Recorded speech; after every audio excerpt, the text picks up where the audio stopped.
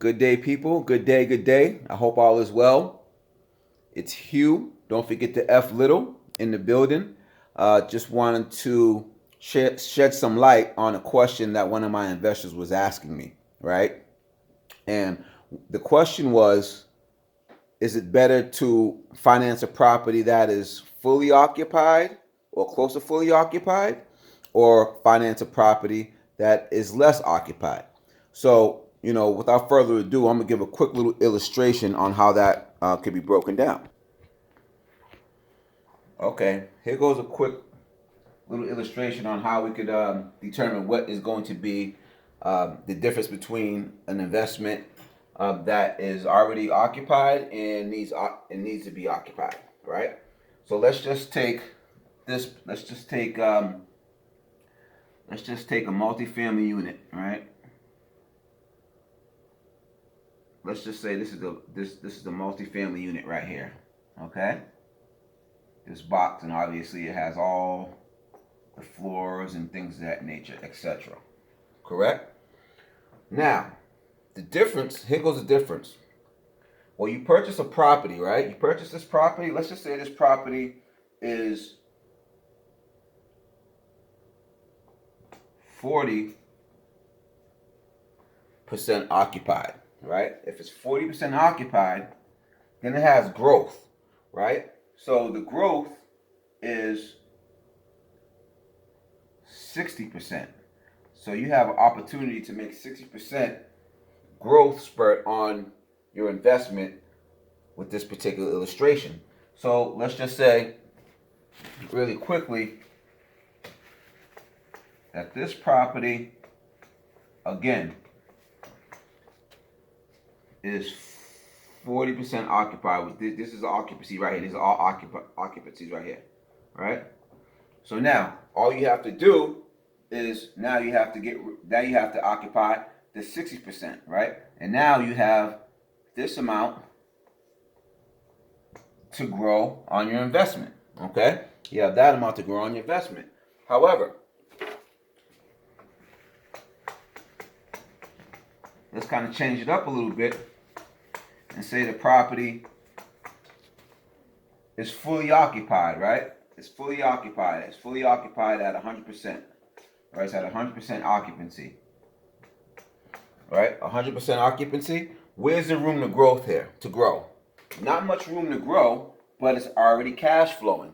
So because the property is already cash flowing, you could count the numbers as soon as you get into this investment, right? So you already know you purchased this property for $1 million, right? And it has a cash flow at 100% occupied. You're not necessarily looking at a big growth spurt, but you have some consistency here, okay? You have a lot of consistency. And what comes consistency, that is you're able to count your money, right? Now, one of the things that I really like to emphasize when it comes to investing in apartment complex is we try to make sure there's a little bit of value that we can add to, okay? Rather we add on another apartment complex, okay? It could be apartment complex. It can be a car wash, some sort, laundromat, but you're adding value over here, okay? That's the key. So now, even though you don't have too much growth over here with this property that's already occupied at 100%, if you have some extra land there where you can grow the profits here and we could add value, that's what's going to actually help your cap rate become that much more higher, right? Your return on investment is going to be that more higher because now you have a value add play. And that's what we really like to focus on is the value add plays, because with the value add plays, that allows you to make sure that your money is going to grow. The property is going to grow. So now when you go to, if the client wanted to actually sell this property and he bought it for $1 million, right? Like I said, $1 million with the value add play, just depends on how much he adds to this particular property. But let's just say he's able to add another $250K